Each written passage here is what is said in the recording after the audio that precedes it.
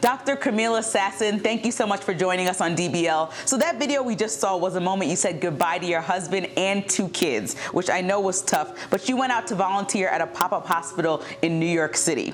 So how long have you been there, and what made you leave your family? I've been here for 12 days, and it has been a huge learning experience. You know, I saw the call for help happen in New York City, and I knew I had to go out there.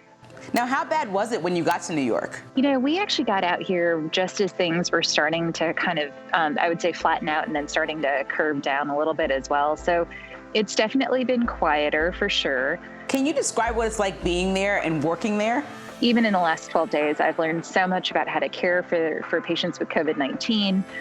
There's still a lot of questions. This is like an opinion-rich, data-free zone that we're in right now. So I feel like every day I'm learning something new. All of these patients that we're taking care of, we're learning something about the disease process. And ultimately, hopefully, I want to bring that back home with me.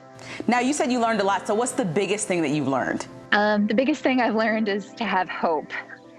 And I know that probably sounds so strange coming from a doctor, but I think I was so nervous and so anxious about, hey, can we actually make a difference? Can we impact this disease process? And I think just being here, discharging a patient home and seeing them go home to their family members, like that just restored my hope in not just humanity, but also in our medical profession, and the fact that, you know what, if we do the things right that we know work, we can get through this. And I have to ask you about your thoughts about the anti-lockdown protest that you're seeing going on, where healthcare workers are jumping in trying to stop them. What do you feel?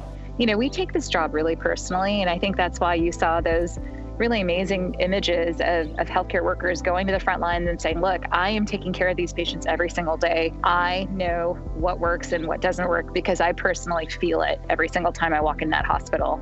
And so I really hope that the community understands that we're doing this not because we are trying to do anything bad or that we don't want to all get back to our lives as usual, but we've seen what happens on the back end. And we have to take care of those patients. And we know we cannot take care of all of those patients if they all come in at the same time. So it's so important. We're, I think, hopefully helping the community understand why those lockdown orders are so important. Dr. Comilla Sasson, thank you so much. You are a hero. We appreciate all that you're doing. Thank you for joining us. We'll be right back.